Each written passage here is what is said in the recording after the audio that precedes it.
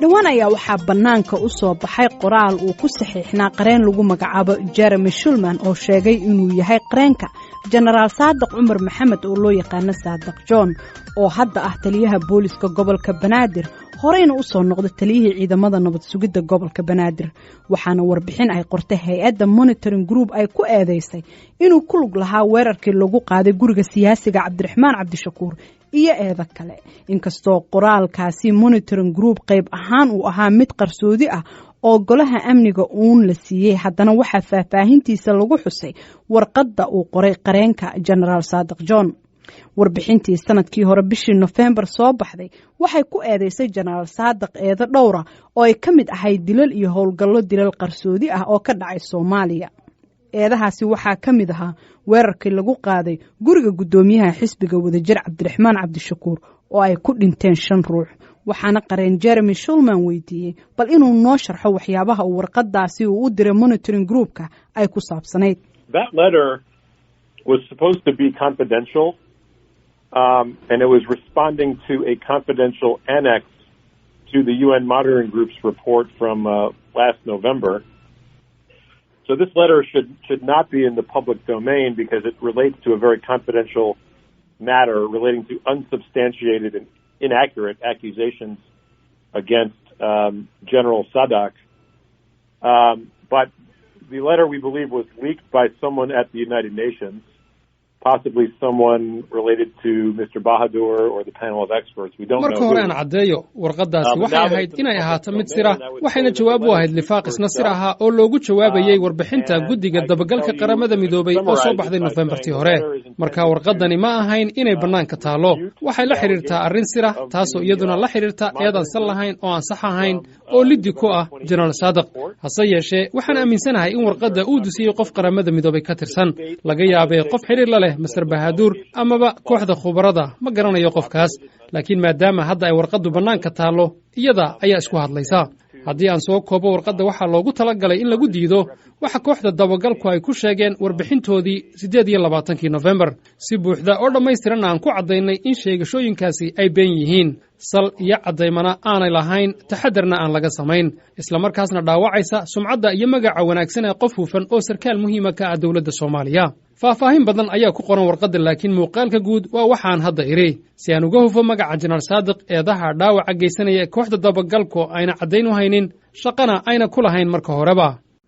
sidoo kale waxaan la xiriiray Jay Bahadur oo ahaa xiriiriyaha guddiga qubarada arrimaha Soomaaliya ee Monitoring Group wuxuuna ii sheegay in maadaama warbixintaasi ay ahayd mid qarsoodi ah oo uu golaha uun la wadaagay in uusan sharcigu u saamaxaynin inuu ka jawaabo wax su'aal ah oo warbixintaasi ku saabsan haddaba mid ka mid ah eedaha loo soo jeediyay Saadiq John waxaa ka mid ahaa inuu hogaaminayay weerarkii guriga Cabdiraxmaan Cabdishakuur oo ay ciidamada dawladdu qaadeen kaasoo lagu dilay 5 ka mid ah ilaaladiisa Cabdiraxmaan Cabdishakuur ayaan weydiiyay sida weerarkaasi u dhacay bal haddii uu dib wax yar inoo xasuusiyo ciidanka 17 December 2017 soo weeraray guriga hogaaminayay Saadiq Cumar Cabdiraxmaan la yaqaano oo markaas ahaa taliyaha nabad sugidda gobolka Banaadir iyo ciidanka hogaaminayay marka weerarkaasi la socotay 25 daqiiqo qaatay waxaa lagu dilay 5 wiil oo ilaaladooda ka mid ahayd oo habeenkiina kabahooda lagu aasay ilaa haddeertan aanan aqoonin meesha ay ku aasan yihiin marka qareenka waan arkay warqadiisa oo u diray guddiga u qaabilsan qaramada midoobay dabagalka qaybteynta hubka Soomaaliya si dadka aqalaasaha iyo xasiloon darrada Soomaaliya ka wada u qaabilsan aad u warqad runtii aan ku dhisnayn wax oo adilla ah iyo wax cadayna aan ku dhisnayn qof oo la soo warsaday oo dawladda ka tirsan oo la rabo in lagu daryeelo bannaankana looga geeyo weerarkii guriga ama xarunta xisbigeena ka dhacay Saadiq Asaad hoggaanka howlgalka habeenkaas isaga qaabilsanaa cidda ka sarreysay amarka soo siisay iyo cidda ka dambeysay waan la ogyahay laakiin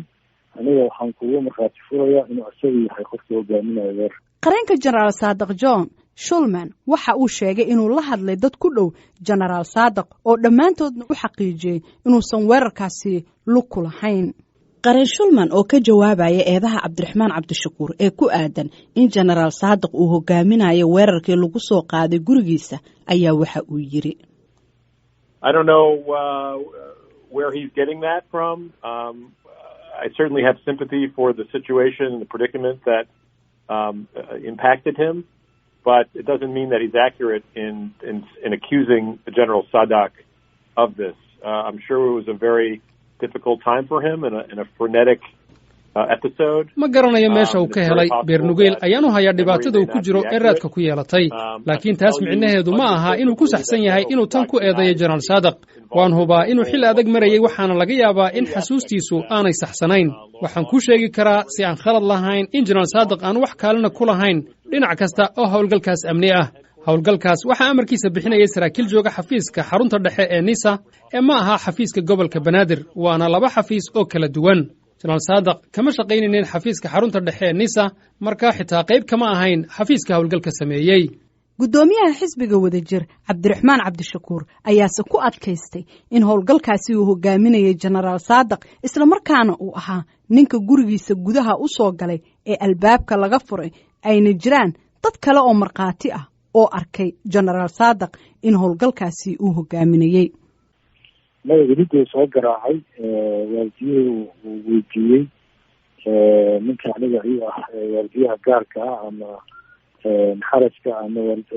igu dhow aniga qofka protection GID protectionka ii ah iyada ka furay wuxuu yiri cabdiraxmaan cabdishakuur aan rabaa weliba ereyga wuxuu isticmaalay madaxweynahan u socdaa ereygaas uu isticmaalay waa laga furay iyada wiilkii laab ayuu ku dhuftay gajacad ayuu u dhacay waana afgembiga u dhacay rabaya yarkiina wuu suuxay ilaa weerar ka dhamaadana wuu suuxsanaada kabacdina wiilashii ayay dileen siyaarada hada dibnad cayaarayay saadiq waan maqlay codkiisa waan arkay darkuu qabaan ogahay nooca u yaalay meesha taagnaayaan ogahay keligeyna maanta 2 qofood oo kale guriga ku jirtay ayaa joogtay iyo dad kaloo fara badan wax ma hadda qarsan isagaa hogaaminaya ciidanka isagaa mas-uul ka ahaa isagaa operationka madax ka ahaa guriga waxaa gudaha usoo galay 5 qofood oo markii weerarka uu dhamaado 20 daqiiqo oo socday sida ku xusan qoraalka uu diray qareen shulman dadka markhaatiga ah ee uu qareenku xusay waxaa ka mid ah cabdulaahi maxamed cali sanbalolshe taliyihii hore ee nabad sugidda Soomaaliya oo uu saadiq hoos iman jiray balse xilliga weerarka uu dhacayay aanan xafiiska joogin xilkana aanan haynin waxaana aan weydiiyey waxa uu ku saabsanaa markhaati furkiisa naftii horeysay waan isaragnay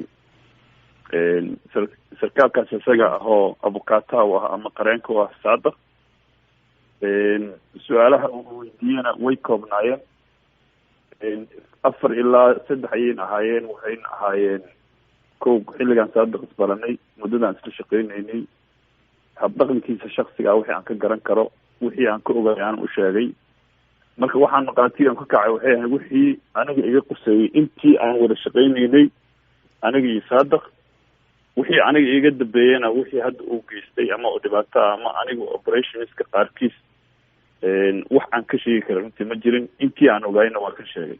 cabdiraxmaan cabdishakuur ayaa sheegay in dacwadooda laga qaban waayo oo ay xir ilaalintu diiday inkastoo aysan VOAdu xaqiijin wuxuuse xusay inuu la tashiyo la yeelan doono qareeno kale oo dacwad dalka dibadiisa ah uu furi doono dhowaan isagoo ku eedeeyay dowladda in ay doonayso in lacagtii dadka ay ku difaacdo shakhsi dembi galay dowladda waxaa laga rabaa haddaysan saadiq howlgalka hogaaminayna anaga indhahana ku aragnay